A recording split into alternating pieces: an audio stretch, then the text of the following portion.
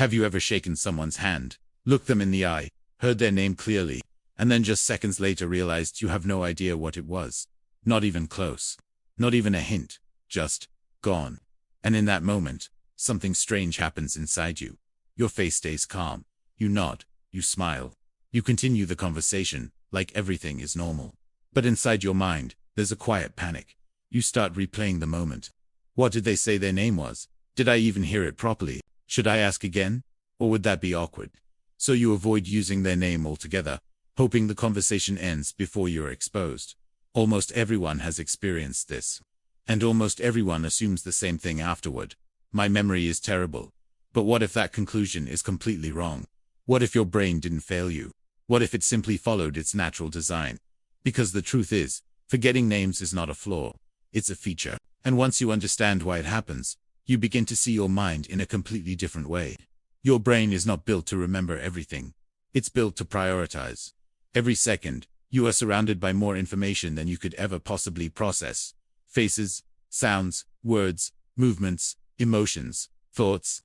If your brain tried to store all of it, you would be overwhelmed instantly. So instead, it filters, it decides, often unconsciously, what matters and what doesn't. And here's the uncomfortable truth. When you meet someone for the first time, their name often doesn't make the cut. Not because it's unimportant socially, but because, to your brain, it doesn't yet carry meaning. Think about how memory works.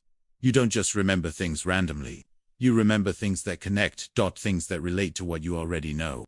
Things that trigger emotion, curiosity, or relevance. Now compare that to a name. When someone says, "Hi, I'm Aisha," your brain hears the word, but what does it connect to? If there's no strong association, no image, no story, no emotional hook, the name floats in isolation. And isolated information is fragile. It doesn't anchor itself in your memory. So it fades, sometimes within seconds. But here's where it becomes even more interesting. Most people assume that memory is like a storage system, as if information goes in, and later you just retrieve it. But memory doesn't work like a storage box. It works more like a construction process. Your brain doesn't store exact copies of experiences. It builds them, using bits of attention, perception, and meaning. Which means if something isn't fully built in the first place, there's nothing to retrieve later. And this is exactly what happens with names. In that brief moment of introduction, your attention is rarely fully available. You're thinking about your posture, your tone of voice, your next sentence. You might even be slightly self-conscious. Am I coming across well? Do I sound confident? All of these thoughts compete for your attention, and attention, more than anything else, determines what becomes memory. If your attention is divided, the brain doesn't fully encode the information. The name passes through your ears, but never truly settles in your mind. So when you try to recall it, there's nothing there. Not because you forgot, but because you never deeply processed it. And yet, in that same interaction, you might remember something else perfectly. Their face, their smile, the color of their clothes, the way they spoke. Why? Because your brain is wired to prioritize visual and social cues. For thousands of years, recognizing faces was essential for survival. It told you who belonged to your group, who might be a threat, who you could trust. So your brain evolved to become extremely efficient at facial recognition. There are specialized systems dedicated to it, which is why you can recognize someone instantly, even after a long time. But names are relatively new in evolutionary terms. They're abstract, symbolic, and they don't carry survival value on their own. So your brain doesn't treat them with the same urgency. And when you combine that with low attention and lack of meaning, forgetting becomes almost inevitable. But there's another layer most people never consider. Your internal mental state.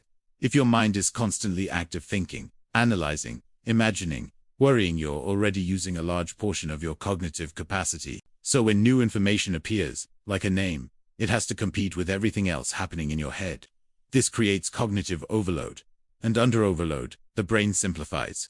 It keeps what feels important and discards what doesn't. This is why people who think deeply or have busy minds often notice they forget names more frequently. It's not a weakness. It's a side effect of a highly active mind. But here's the powerful shift.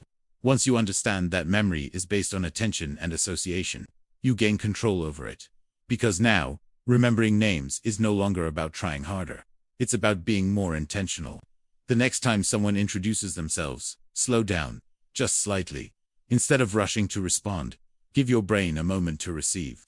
Hear the name clearly, notice its sound, then repeat it. Nice to meet you, Aisha. This simple repetition forces your brain to engage. It transforms the name from passive input into active processing, and that alone dramatically increases retention. Then, create a connection. It doesn't have to be logical or perfect, it just has to exist. Maybe the name reminds you of someone you know. Maybe you attach it to a hobby, a visual image, or even a small detail about the person. The more unusual or vivid the connection, the better, because your brain remembers what stands out, not what blends in. And if you use the name again naturally during the conversation, you strengthen it even more. Each repetition reinforces the neural pathway, making it easier to access later.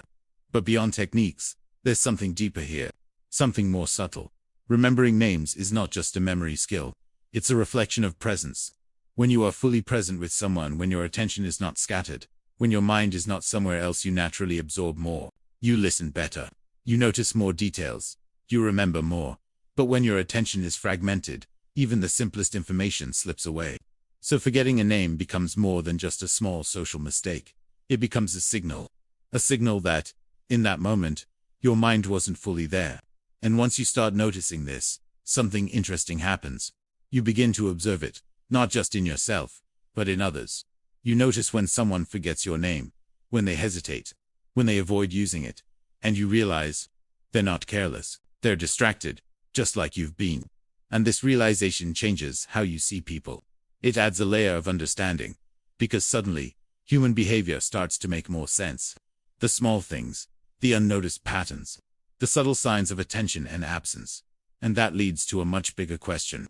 If your brain can miss something as simple and direct as a name, something said clearly, right in front of you, then what else is it filtering out every single day? What conversations are you only half hearing? What moments are you only partially experiencing? What details are slipping past your awareness without you even realizing it?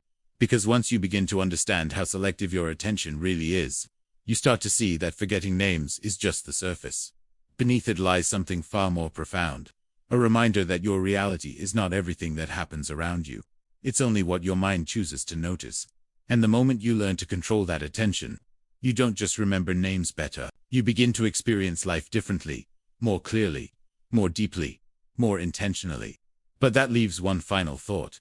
If attention shapes your memory, and memory shapes your perception of reality, then how much of what you believe about the world is simply a reflection of what your mind decided to keep, and what it quietly let go?